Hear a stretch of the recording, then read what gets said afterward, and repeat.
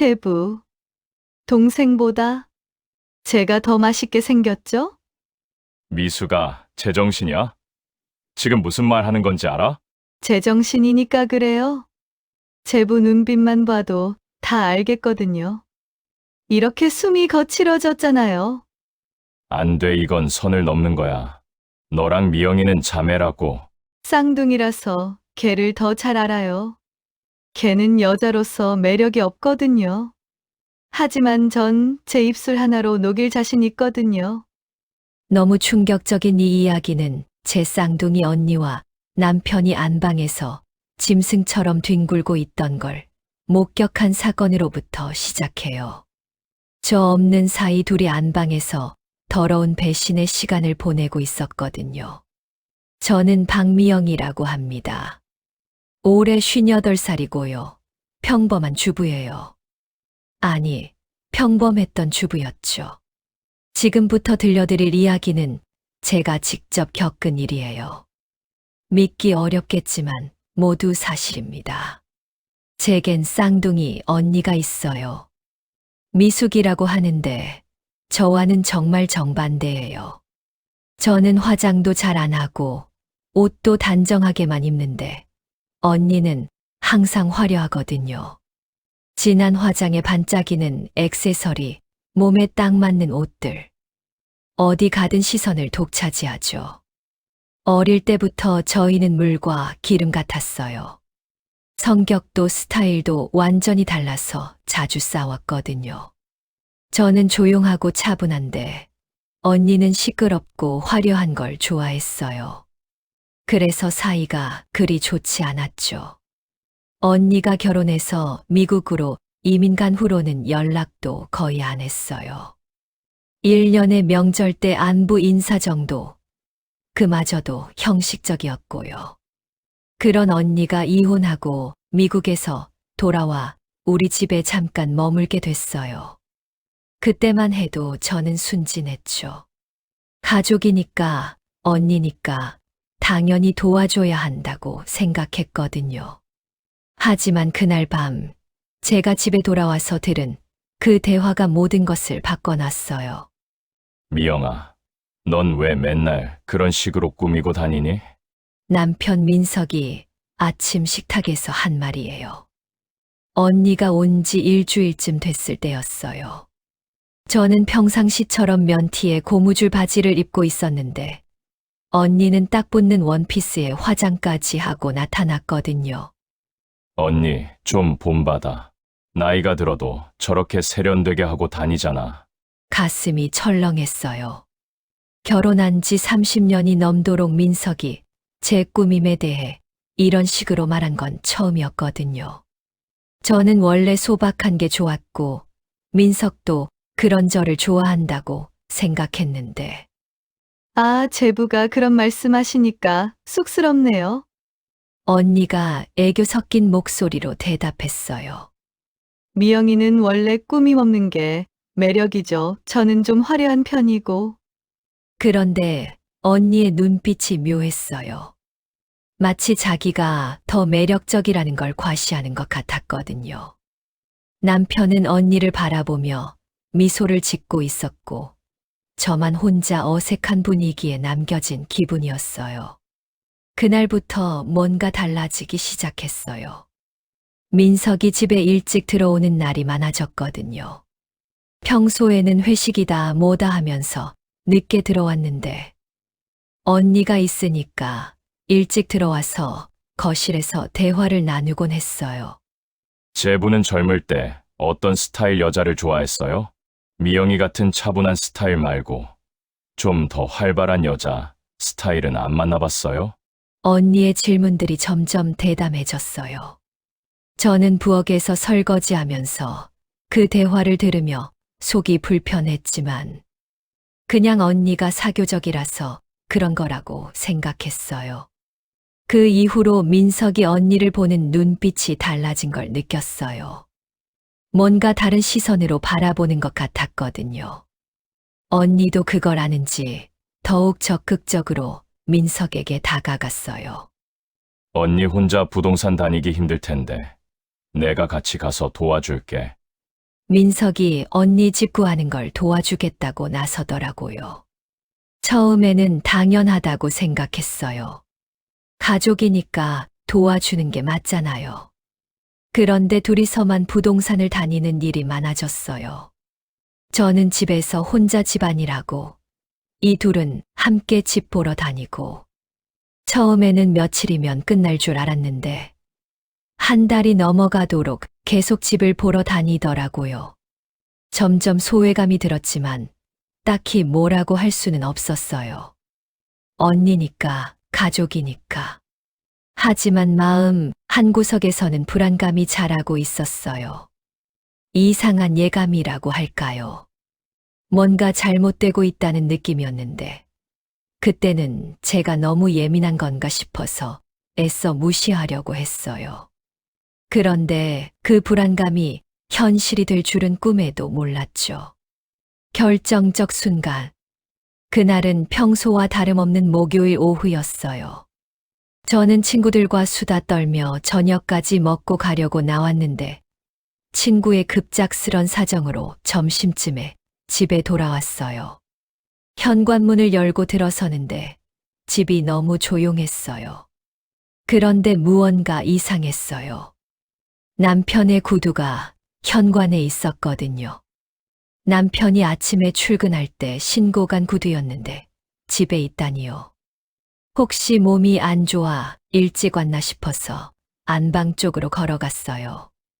그런데 안방 문틈으로 희미하게 말소리가 새어나오고 있었어요. 제부, 우리만 알고 있는 비밀이 하나 생겼네요. 언니 목소리였어요. 평소보다 훨씬 더 달콤하고 애교가 섞인 목소리였죠.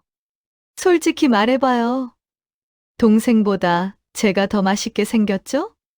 제정신이야. 지금 무슨 말 하는 건지 알아? 제정신이니까.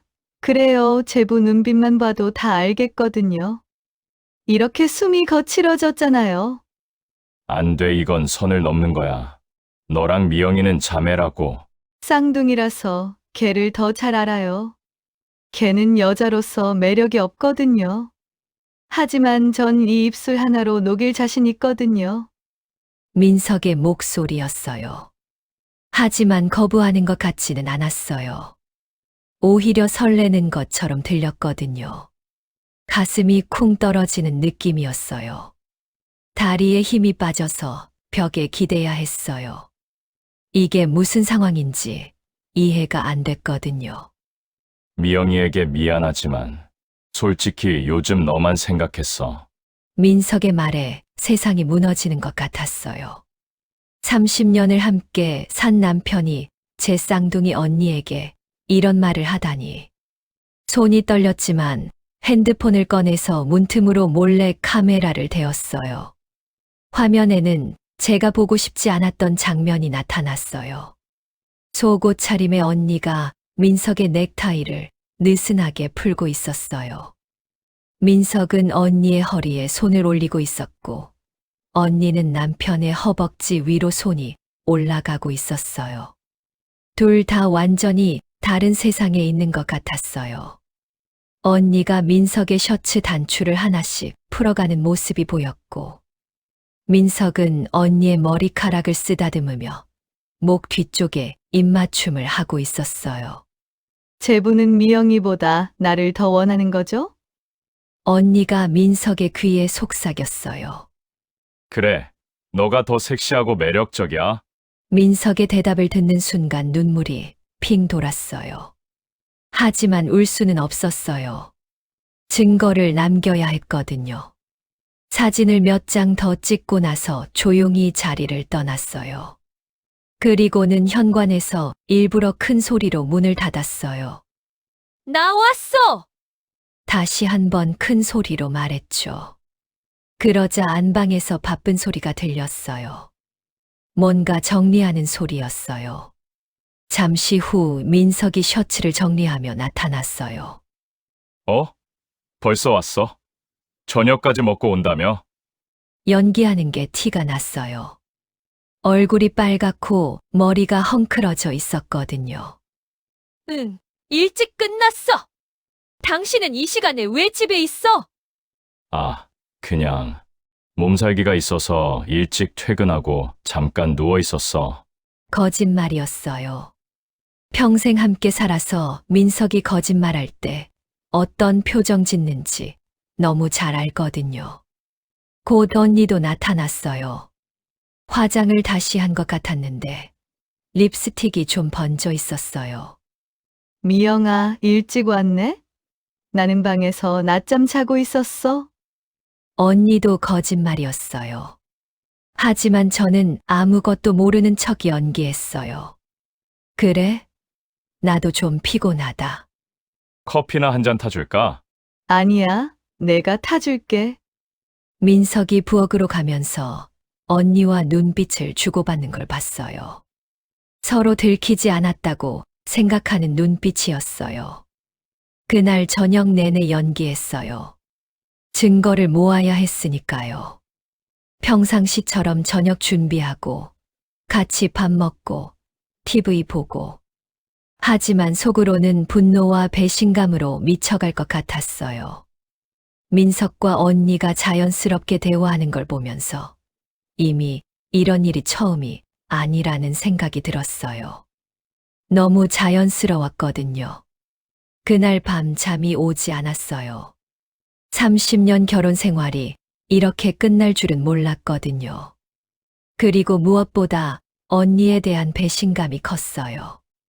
가족이라고 믿었는데 제일 가까운 사람이 저를 등 뒤에서 칼로 찌르고 있었던 거니까요. 폭풍 전야. 다음 날부터 저는 탐정이 됐어요. 이 두 사람이 언제부터 이런 관계였는지, 얼마나 자주 만났는지 알고 싶었거든요. 남편의 행동을 유심히 관찰했어요. 평소보다 훨씬 자주 거울을 보고 향수도 평소보다 진하게 뿌렸어요. 셔츠도 새로 산 것들을 입고 다녔고요. 여보, 오늘 일찍 들어와? 아니, 오늘 외근 있어서 좀 늦을 것 같아. 저녁 8시쯤 민석이 들어왔는데 셔츠에서 여자 향수 냄새가 났어요. 그것도 언니가 쓰는 향수 냄새였어요. 어디 갔다 왔어? 회의하고 동료들이랑 간단히 한잔했어. 또 거짓말이었어요. 술 냄새는 전혀 안 났거든요. 언니도 수상했어요. 제가 외출할 때마다 언제 들어오는지 물어봤어요. 예전에는 그런 적이 없었는데 말이에요. 미영아, 오늘 몇 시에 들어와? 왜? 그냥 저녁 준비하려고. 하지만 제가 일찍 들어오면 언니는 항상 집에 있었어요. 화장을 새로 하고 있거나 옷을 갈아입고 있거나 뭔가 준비하다가 그만둔 것 같은 느낌이었어요. 언니가 외출한 사이에 언니 방을 뒤져봤어요. 뭔가 증거가 더 있을까 해서요. 화장대 서랍 깊숙한 곳에서 안 쓰던 두 번째 폰을 발견했어요. 폰의 전원을 켜보니 남편과의 대화가 몇 개 남아 있었어요. 오늘 오후 3시 우리가 갔던 그 모텔 앞 모모 카페에서 보자. 미영이는 5시까지 집에 안 온다고 했어. 빨리 안고 싶다. 손이 떨렸어요. 이 정도로 계획적이고 체계적으로 저를 속이고 있었던 거예요. 메시지를 사진으로 찍고 원래 자리에 놔뒀어요. 그리고 그날 오후 3시에 그 카페로 갔어요. 정말로 있었어요. 구석진 자리에 앉아서 손을 잡고 있는 남편과 언니가 멀리서 봐도 너무 자연스러웠어요. 연인 같았어요. 민석이 언니의 손을 잡고 허리를 끌어안는 걸 보고 더 이상 참을 수가 없었어요. 사진을 찍고 바로 그 자리를 떠났죠. 집에 돌아와서 거울을 봤어요. 정말 초라했어요. 화장기 없는 얼굴, 단정하기만 한 옷차림, 특별할 것 하나 없는 모습. 언니와 비교하니까 정말 매력 없어 보였어요. 그날 처음으로 제대로 펑펑 울었어요. 평생 느껴본 적 없는 배신감과 절망감이었어요. 내가 이렇게 못나서 이런 일이 생긴 건가 싶어서 자책도 했고요. 하지만 울고만 있을 수는 없었어요. 이제 어떻게 할지 결정해야 했거든요. 운명의 만남. 그렇게 절망에 빠져 있을 때 뜻밖의 만남이 있었어요. 마트에서 장을 보고 나오는데 누군가 제 이름을 불렀어요. 미영아? 박미영 맞지? 돌아보니 낯익은 얼굴이었어요. 하지만 누군지 바로 기억이 안 났어요. 나야, 김현중. 대학교 때 기억 안 나? 아, 김현중이었어요. 대학교 1학년 때 같은 동아리에서 활동했던 남자였어요. 잠깐 사귀기도 했었고요. 그때 이후로 한 번도 본 적이 없었거든요. 현중아, 세상에 정말 오랜만이다. 현중은 그때와 많이 달라져 있었어요. 머리는 휘어졌지만 여전히 자상해 보이는 인상이었어요. 지금 뭐해? 시간 있으면 커피 한잔 할까? 정말 오랜만에 만난 반가운 사람이었고 마침 기분도 우울했던 터라 함께 카페에 갔어요. 결혼은 했지? 행복하게 잘 살고 있어? 현중의 질문에 선뜻 대답이 안 나왔어요. 행복하게 살고 있냐고 물으니까 지금 상황이 더 처절하게 느껴지더라고요. 응. 결혼했어. 2딸도 있고. 그래? 좋겠다. 나는 한 번 결혼했다가 이혼했어. 지금은 혼자 살고 있고. 현중의 솔직한 말에 왠지 마음이 편해졌어요. 미영아, 너는 정말 그때랑 똑같다. 변한 게 없어. 그래? 나는 많이 늙었는데. 아니야, 그때도 화장 안 하고 꾸미지 않았잖아. 그런데 그게 너의 수수한 매력이었어. 자연스럽고 진실한 모습이. 현중의 말에 가슴이 뜨거워졌어요. 남편에게서는 들어볼 수 없는 말이었거든요. 다른 여자들은 다 화려하게 치장하려고 했는데 너는 그냥 너 자신 그대로였잖아. 그게 나한텐 정말 매력적이었어. 정말. 응, 솔직히 말하면 너를 많이 그리워했어. 헤어진 게 아직도 아쉬워. 현중의 고백을 들으니까 복잡한 기분이었어요. 지금 남편은 저보다 화려한 언니를 택했는데 현중은 제 자연스러운 모습을 좋아한다고 하니까요. 현중아, 솔직히 말할게. 요즘 나 너무 힘들어. 왜? 무슨 일 있어? 그래서 현중에게 모든 이야기를 털어놨어요. 언니가 집에 온 것부터 민석이 변한 것, 그리고 제가 본 것들까지. 모든 걸 다 말했어요. 현중은 끝까지 제 이야기를 들어줬어요. 중간에 화를 내기도 하고 안타까워하기도 했어요. 그 바보 같은 남편이 미쳤나? 너 같은 보석을 두고 왜 그런 짓을 해? 보석이라니. 나는 너무 평범해서 재미없나 봐. 평범하다고? 미영아, 너는 전혀 평범하지 않아. 너는 진실하고 따뜻하고 믿을 수 있는 사람이야? 그런 사람이 얼마나 귀한지 알아? 현중의 말에 눈물이 왈칵 쏟아졌어요. 정말 오랜만에 듣는 따뜻한 말이었거든요. 미영아, 내가 봤을 때 너는 전혀 변할 필요 없어. 너를 못 알아보는 그 남편이 바보인 거야. 그래도 언니는 정말 같은 여자가 봐도 예쁘고 매력적이야. 예쁘다고 다 좋은 건 아니야. 겉모습만 화려하고 속은 깡통같이 비어있는 사람이 얼마나 많은데 너는 속까지 아름다운 사람이야. 현중과의 대화는 정말 큰 위로가 됐어요. 제가 틀리지 않았다는 확신을 갖게 해줬거든요. 미영아, 이제 어떻게 할 거야? 모르겠어. 아직 생각해보지 못했어. 내 생각에는 확실하게 정리하는 게 좋을 것 같은데. 이런 상황에서 계속 참고 살 필요는 없잖아. 현중의 말이 맞았어요. 더 이상 이런 굴욕적인 상황을 참고 살 수는 없었거든요. 연락처 줄게. 힘들 때 언제든지 전화해. 내가 도와줄 수 있는 일이 있으면 뭐든지 하겠어. 정말 오랜만에 따뜻한 사람을 만난 기분이었어요. 집에 돌아가는 길에 마음이 한결 가벼워진 걸 느꼈어요. 제가 잘못된 게 아니라는 걸 저에게도 가치가 있다는 걸 확인했거든요. 진실의 폭로. 며칠 후 드디어 결정적인 순간이 왔어요. 언니가 욕실에서 누군가와 통화하는 걸 우연히 들었어요. 내일 오후 2시에 평소 그 모텔 앞 카페에서 만나. 미영이는 5시까지 안 들어온다고 했으니까 충분할 거야. 이번에는 확실하게 끝장을 내기로 했어요. 다음 날 제가 외출한다고 말하고 나갔어요. 하지만 실제로는 모텔 근처에서 기다리고 있었죠. 2시 정각에 민석이 나타났어요. 평소보다 훨씬 멋을 부렸더라고요. 새로 산 정장에 제가 선물한 시계까지 차고 있었어요. 곧 언니도 나타났어요. 야한 원피스에 완벽한 풀 메이크업이었어요.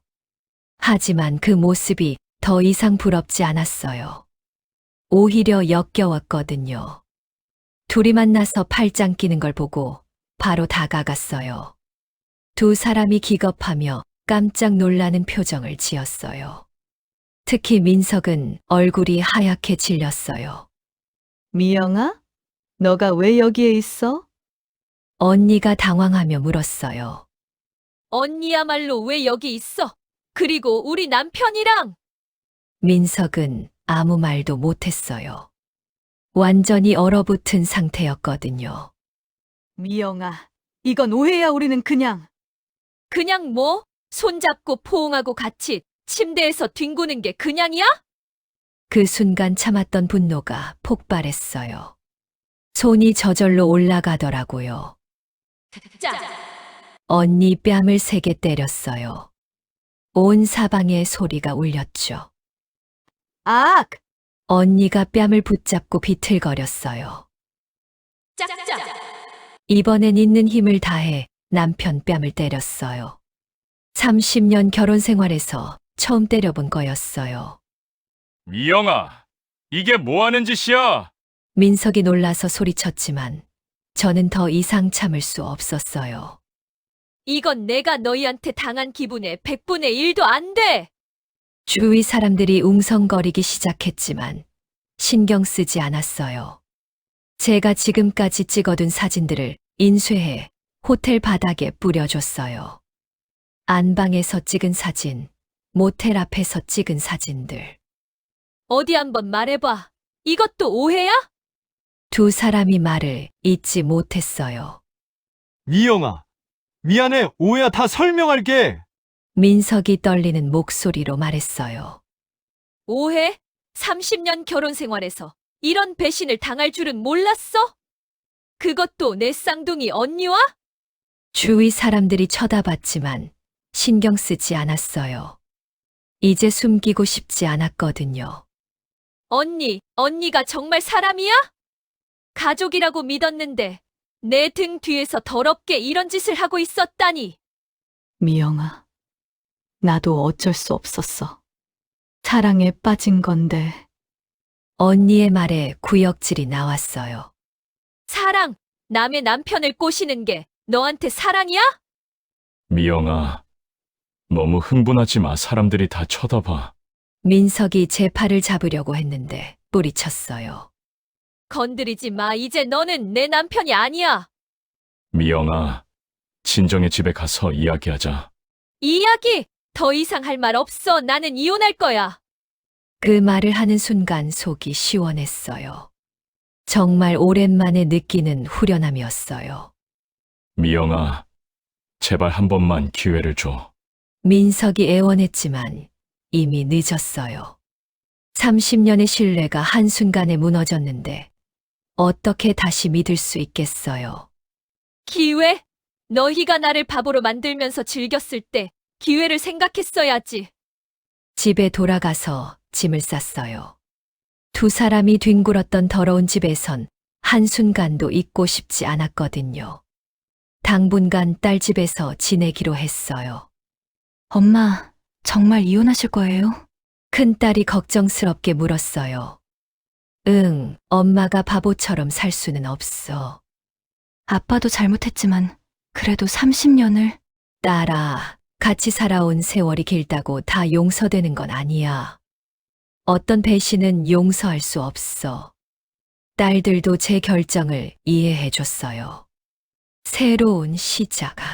이혼 절차는 생각보다 복잡했어요. 하지만 제가 모은 증거들 덕분에 재산 분할에서 유리한 조건을 받을 수 있었어요. 민석은 끝까지 용서를 빌었지만 제 마음은 이미 굳어 있었어요. 언니는 집에서 나가더니 연락이 끊어졌어요. 저는 재산 분할로 받은 돈으로 작은 식당을 차렸어요. 평생 집에서만 요리했는데 막상 장사를 해보니 손님들이 제 음식을 좋아하더라고요. 현중도 자주 식당에 와서 도와줬어요. 테이블 정리도 해주고 장보기도 함께 가고 정말 고마운 존재였어요. 미영아, 정말 잘한 것 같아. 이런 모습이 너답고 충분히 예뻐. 현중의 말에 거울을 봤어요. 예전과 똑같은 수수한 모습이었지만 표정이 달라져 있었어요. 훨씬 당당하고 자신감 있어 보였거든요. 6개월 후 민석에게서 연락이 왔어요. 미영아, 미안해. 정말 잘못했어. 미숙이는 나를 버리고 다른 남자와 떠났어. 예상했던 일이었어요. 언니는 경제적 기반이 없는 민석에게는 관심이 없었을 거거든요. 그래서? 다시 시작할 수 없을까? 나는 정말 반성하고 있어. 잊었어. 나는 이제 혼자가 편해. 정말 그랬어요. 혼자 살면서 제 자신을 찾은 것 같았거든요. 현중과의 관계도 천천히 발전하고 있었어요. 급하지 않게 자연스럽게. 그가 저를 있는 그대로 받아주는 게 정말 고마웠어요. 진짜 행복. 1년 후 식당은 동네에서 유명한 맛집이 됐어요. 줄 서서 기다리는 손님들도 생겼고 음식 블로거들도 찾아왔어요. 블로거의 리뷰를 읽으며 웃었어요. 민석은 지금 혼자 살고 있다고 들었어요. 불륜 스캔들로 회사에서 쫓겨나다시피 나온 후 배달 일을 하면서 근근히 살고 있대요. 가끔 식당 앞을 지나가는 걸 본 적도 있는데 많이 늙어 보이더라고요. 언니는 지방으로 내려가서 가족들과 인연을 끊고 조용히 살고 있어요. 불륜으로 온 동네에 소문이 났으니 쪽팔려서 숨어서 사는 거겠죠. 가끔 가족들을 통해 소식은 들리지만 예전 관계로 돌아가지는 못할 것 같아요. 지금의 저는 정말 행복해요. 사랑하는 사람과 함께 제가 좋아하는 일을 하면서 제 자신답게 살고 있거든요. 여러분도 남과 비교하지 마시고 있는 그대로의 자신을 사랑하세요. 그게 진짜 행복의 시작이에요. 이 이야기가 여러분에게 조금이나마 도움이 됐으면 좋겠어요. 구독과 좋아요, 알림을 꾹 눌러주시면 당신에게 건강과 큰 행운이 따라옵니다.